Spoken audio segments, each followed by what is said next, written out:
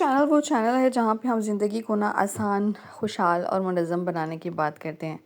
आज के व्लॉग में मैं आपके साथ बात करूँगी कि अपने घर को मुनज़्ज़म, खुशहाल और अपने लिए आसानियाँ किस तरह से पैदा की जाएँ। अस्सलाम वालेकुम, welcome back to my channel. उम्मीद करती हूँ मेरी प्यारी-प्यारी बहनें बिल्कुल ठीक-ठाक होंगी। अल्हम्दुलिल्लाह मैं भी बिल्कुल ठीक-ठाक हूँ।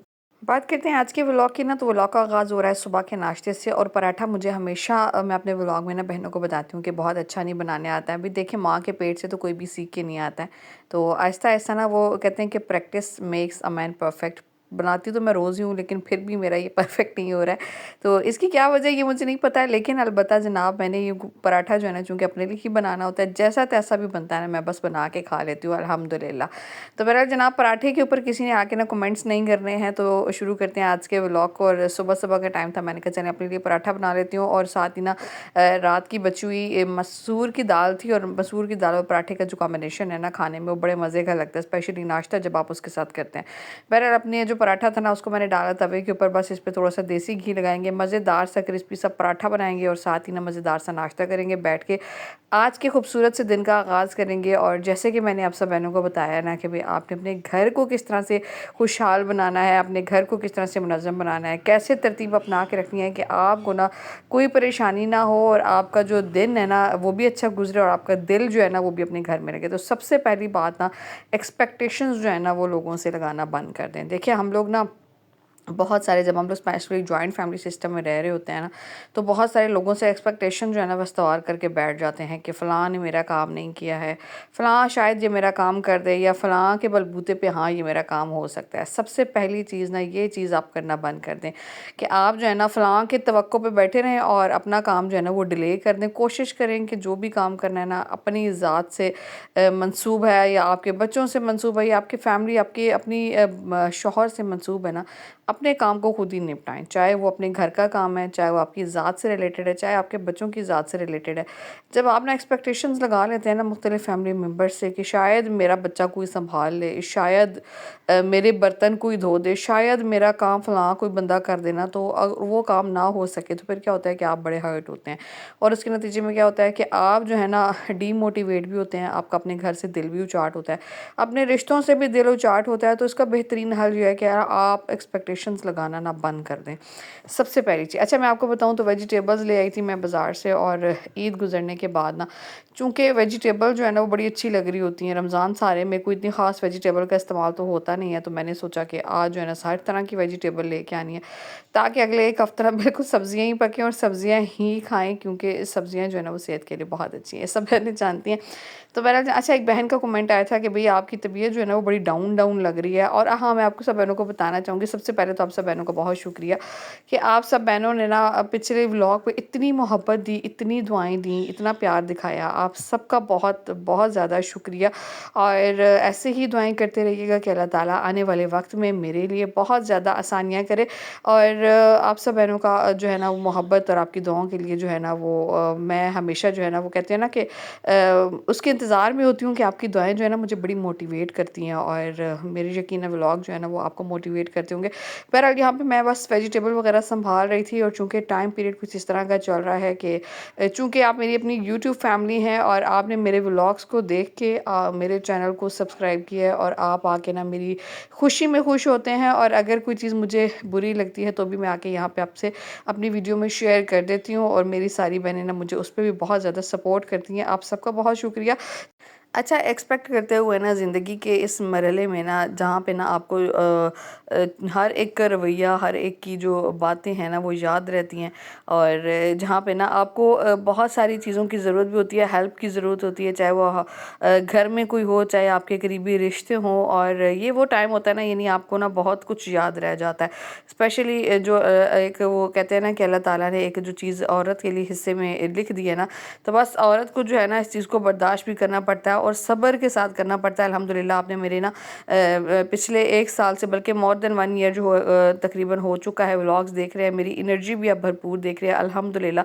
तो इसकी ना कुछ वजूहात है। सबसे पहली वजह तो ये है कि अल्हम्दुलिल्लाह मुझे नमाज़ से बहुत एनर्जी मिलती है। कोशिश करती हूँ कि नमाज़ जो है ना वो ऑन टाइम पढूँ, और नमाज़ लेट हो जाए ना तो वैसे भी एक टेंशन सी होने लग जाती है। तो आप भी ना अगर अपने रोज़मर्रा के कामों में एक ताकत चाहते हैं, खुद में ताकत चाहते हैं, अपने घर में जो है सुकून चाहते हैं ना, तो सबसे पहले आपने नमाज को नहीं छोड़ना है। है, चाहे तबीयत आपकी इजाज़त दे रही है नहीं दे रही है, सेहत इजाज़त दे रही है नहीं दे रही है, आप जो है ना नमाज बिल्कुल नहीं छोड़ेंगी, क्योंकि नमाज से ना आपको एक भरपूर एनर्जी मिलती है।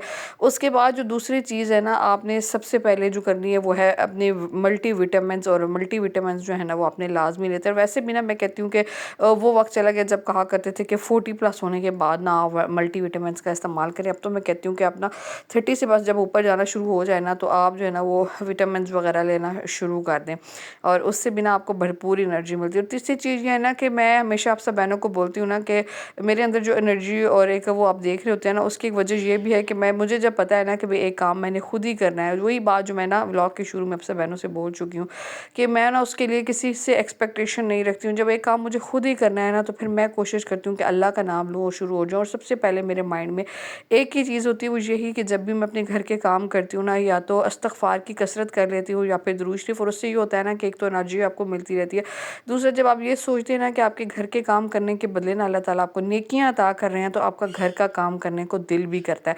तो ये सबसे इम्पोर्टेंट चीज़ है कि आप जो है ना अपने आप को, अपने माइंड को इस तरीके से जो है ना वो थोड़ा सा समझा लें या ख़ुद को बदल लें इस मामले में ना, कि जब आप ये चीज़ सोचना शुरू कर देंगे ना, अच्छा इस्तग़फ़ार भी अगर आप पढ़ना शुरू कर देते हैं ना, तो मतलब इतना कुछ जल्दी आपका काम ख़त्म हो जाता है। आप जो है ना मेंटली तौर पे भी रिलैक्स रहते हैं। एक टेंशन जो होती है ना आपको कामों की, कि यार मैं घर के काम कर रही हूँ, पता नहीं ये कब ख़त्म होंगे, कब जान छूटेगी, तो वो चीज़ जो है ना बिल्कुल ख़त्म हो जाती है ज़िंदगी में से। तो बहरहाल जनाब, जब भी घर के काम करें अल्लाह ताला का ज़िक्र ज़रूर करें।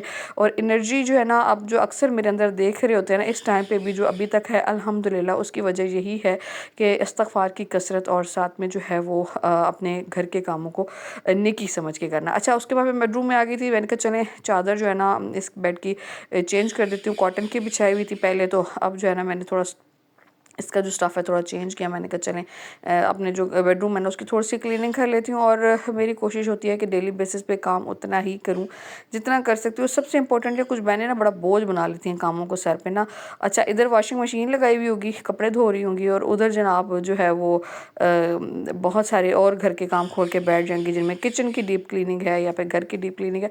तो ना ये सारी चीज़ें डिपेंड करता है कि आप ना अपने घर की एक तरतीब रखें, तरतीब के अकॉर्डिंग चलें। और जब, क्योंकि आपने घर ही पे रहना है, घर भी आपका है और आप घर के हैं, जब ये सारे काम एक साथ कनेक्टेड है ना, तो इम्पोर्टेंट ये है कि आप जो है ना बड़े सुकून से एक तरतीब बनाएं अपने घर के कामों की, और उसके अकॉर्डिंग जो है ना वो अपने घर के कामों को तरतीब दें। उससे ये होगा कि जनाब आपको थकन भी नहीं होगी, और आपके घर के जितने भी काम है ना वो मैनेज हो जाएंगे, बजाय इसके कि 4-4 5-5 तरफ आप हाथ डाल के बैठ जाए, और फिर आपका दिल करे कि 3 दिन के लिए मैं मैके चली जाऊँ, जाके रेस्ट कर लूँ। तो सबसे इम्पोर्टेंट ये है कि आप अपने कामों को मैनेज करें। अच्छा, उसके बाद मैं किचन में आ गई थी, और जब बात होती है डेली बेसिस की क्लीनिंग की, तो भाई किचन का काम जो है ना वो ऐसा है कि ये तो ख़त्म होता ही नहीं है। तो बस मेरी कोशिश होती है कि मैं डेली बेसिस पे ना छोटी मोटी क्लीनिंग करती रहा करूँ, ताकि डीप क्लीनिंग वाला जो काम है ना वो महीने में एक आधी दफ़ा खुले, रोज़ रोज़ ना खुला हुआ। और बस यहाँ पे मैं किचन के अंदर आके ना अपनी किचन की जो क्लीनिंग है ना उसको शुरू करने लगी थी, और बर्तन वगैरह धोने थे, नाश्ता वगैरह के। तो बस जनाब, ये छोटी छोटी सी आदतें हैं ना, जब हम इनको अपनी ज़िंदगी में शामिल कर लेते हैं ना,